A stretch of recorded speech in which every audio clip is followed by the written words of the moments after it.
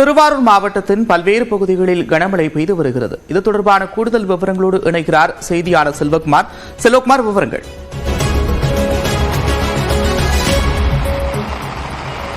திருவாரூர் மாவட்டத்தை பொறுத்தமட்டில் red alert விடுக்கப்பட்ட மாவட்டங்களில் ஒன்று. டெல்டா மாவட்டங்களில் திருவாரூர், மயிலாடுதுறை, நாகப்பட்டினம் ஆகிய 3 மாவட்டங்களுக்கு ரெட் அலர்ட். தஞ்சாவூரை பொறுத்தமட்டில் ஆரஞ்சு அலர்ட் விடுக்கப்பட்டிருக்கிறது. இதன் காரணமாக நள்ளிரவு 3 மணியில் இருந்து மிதமான மழை பெய்தது. தற்போது ஒரு பலத்த மழை மாவட்டத்தினுடைய பல்வேறு பகுதிகளிலும் கொட்டி தீர்த்து வரக்கூடிய காட்சிகளை பார்க்கிறோம்.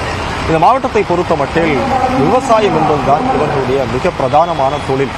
சம்பா சாகுபடி செய்து அறுவடைக்காக காத்திருக்கிறார்கள் விவசாயிகள். பொங்கல் பண்டிகைக்கு முன்னதாக அறுவடை செய்யலாம் என்று காத்திருந்த மக்கள், விவசாயிகள் பெரிதும் ஒரு கவலைப்படக்கூடிய சூழலாக இந்த மழை நீடித்துக் கொண்டிருக்கிறது. இன்னும் 2 நாட்களுக்கு இதே போன்ற மழை நீடித்தால் பயிர் முற்றிலுமாக மூழ்கிவிடும்.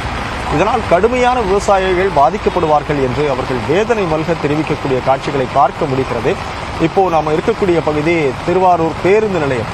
பள்ளி கல்லூரிகளுக்கு விடுமுறை அளிக்கப்பட்டாலும் கூட மற்ற வேலைகளுக்கு செல்லக்கூடியவர்கள் மழையில் நனைந்தபடி குடைபிடித்து செல்வதுமாக இருந்து கொண்டிருக்கிறார்கள். மக்கள் நடமாட்டம் இல்லாமல் பெருமளவில் ஒரு வெறிச்சோடி காணப்படக்கூடிய ஒரு சூழல் தான் இருந்து கொண்டிருக்கிறது.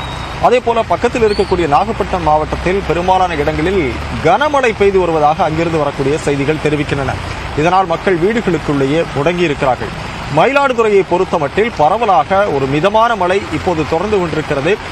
இது கனமழையாக மாறுவதற்கான வாய்ப்பு இருப்பதாக தகவல் தெரிவிக்கப்பட்டிருக்கிறது. காரைக்காலை பொறுத்தமட்டில் கனமழை பெய்து கொண்டிருக்கிறது. இதன் காரணமாக அரக்கோணத்தில் இருந்து மீட்பு படையினர், தேசிய மீட்பு படையினர், பேரிடர் மீட்பு படையினர் அங்கு விரைந்திருக்கிறார்கள்.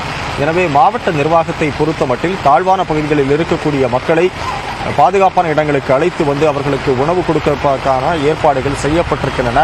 படகு உள்ளிட்ட பாதுகாப்பு உபகரணங்கள், மீட்பு பொருட்கள் தயார் நிலையில் வைக்கப்பட்டிருக்கின்றன.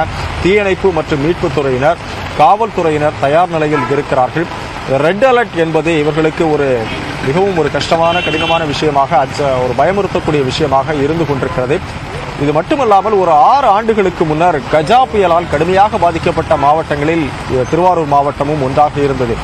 எனவே இன்னும் 2 நாட்களில் இந்த காற்றழுத்த தாழ்வு மண்டலம் புயலாக மாறிவிடுமோ என்ற ஒரு பயமும் இவர்களுக்கு இருக்கிறது.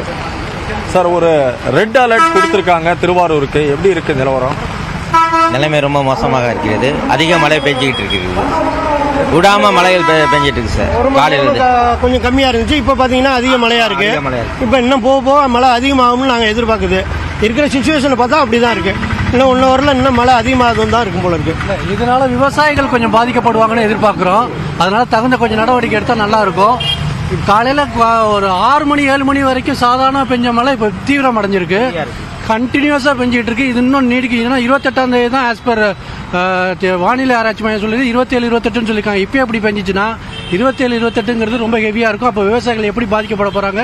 பள்ளி கல்லூரிகளுக்கு விடுமுறை விட்டாச்சு, அவங்க சேஃப் ஆயிட்டாங்க. இப்போ விவசாயிகள் என்ன பண்ண போறாங்கன்னு தெரியல. அதுக்கு வேண்டிய ஏற்பாடு பண்ண முடியும்.